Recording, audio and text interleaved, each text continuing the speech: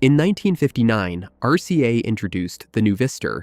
It was the absolute zenith of vacuum tube engineering, a thimble-sized masterpiece designed to cement the company's monopoly over the electronics industry.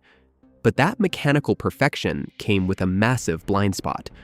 By focusing entirely on shrinking the vacuum tube, RCA's engineers ignored the newly invented solid-state transistor, which operated on a physical principle that made tubes obsolete. Today, history is repeating itself. A $3 trillion leader in AI hardware is pushing its own architecture to the absolute limit, even as the underlying physics begins to break.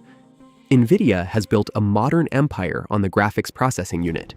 Inside any modern AI server, you will find dense clusters of their Hopper and Blackwell architectures delivering massive parallel processing power. But that compute density has a steep price. To keep up with modern AI workloads, a single high-end chip now draws between 1,200 and 2,300 watts of power. To feed these chips, the industry is planning $32 billion data centers that require 1.2 gigawatts of power, enough energy to run the entire city of Seattle. This massive industrial expansion has a hidden ceiling. It depends on an energy demand that is becoming physically impossible to sustain. The problem is rooted in the hard limits of material science. As transistor components shrink below 2 nanometers, manufacturers are hitting a physical barrier known as the silicon wall. At this scale, electrons begin to engage in quantum tunneling. They leak through atomic barriers, generating uncontrollable heat across the entire chip. This creates the sub-2 nanometer paradox. To stop the chip from melting, engineers must drop the voltage. Lowering the voltage forces clock frequencies to stall, which means performance scaling effectively grinds to a halt.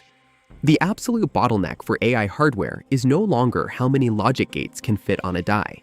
The limit is thermal density. This thermal bottleneck is destroying margins. For companies operating at hyperscale, the cost of electricity and cooling now accounts for up to 50% of their total infrastructure budget. GPU power consumption is now rising at a compound annual growth rate of 41%. We are moving from the 400-watt chips of 2020 toward a projected 2,300 watts for the next generation.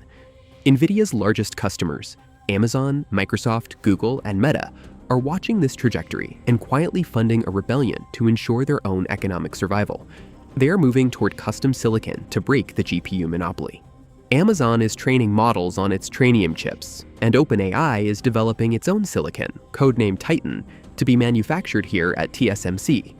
Hyperscalers are developing these custom architectures to break out of an energy death spiral that threatens their long-term growth. To move past the gigawatt power wall, the industry must change the physics of computation and move away from the deterministic silicon GPU. Companies like Normal Computing are prototyping thermodynamic systems that reverse the logic of the heat problem. Digital bits expend massive energy fighting thermal noise.